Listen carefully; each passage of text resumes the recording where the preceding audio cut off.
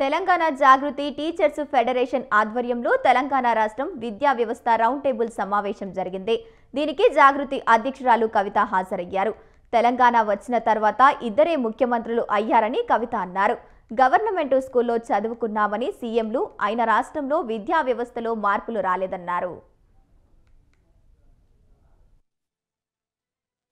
జాగృతి teachers federation అని మేము పోయిన 22 రోజుల కింద లాంచ్ చేయడం జరిగింది. మరి తెలంగాణ జాగృతి టీచర్స్ ఫెడరేషన్ ఆధ్వర్యంలో మన గురువులు కోరుకునేది ఏంటంటే కంప్లీట్గా సమూలంగా తెలంగాణ విద్యా వ్యవస్థ మారాలి. దానికి తగినన్ని నిధులు ప్రభుత్వం నుంచి రాబట్టుకోవాలి. దానికి కావాల్సినటువంటి మొత్తం సిస్టమ్ అంతా కూడా పరిపూర్ణంగా డిజైన్ చేయాలనేటటువంటి ముఖ్య ఉద్దేశంతో ప్రభుత్వాల మీద ఒత్తిడి పెంచి మరి అంశాలన్నీ సాధించుకోవాలనేటటువంటి ఒక సదుద్దేశంతో ఈరోజు ఒక రౌండ్ టేబుల్ కాన్ఫరెన్స్ పెట్టడం జరిగింది.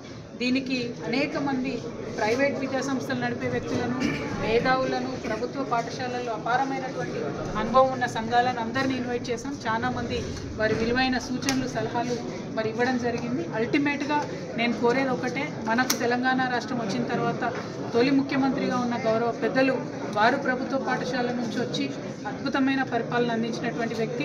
ఇప్పుడు రెండవ ముఖ్యమంత్రి గారు కూడా వారు కూడా ప్రభుత్వ పాఠశాలలో చదువుకుని వచ్చినా అని గర్వంగా చెప్పుకుంటూ ఉంటారు.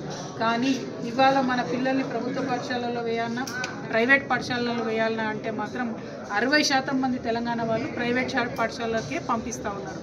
మరి ఈ పరిస్థితి ఎందుకుంది, ఇది మారడం ఎట్లా అనే అంశం మీదనే చర్చ జరిగింది. తెలంగాణ జాగృతి టీచర్స్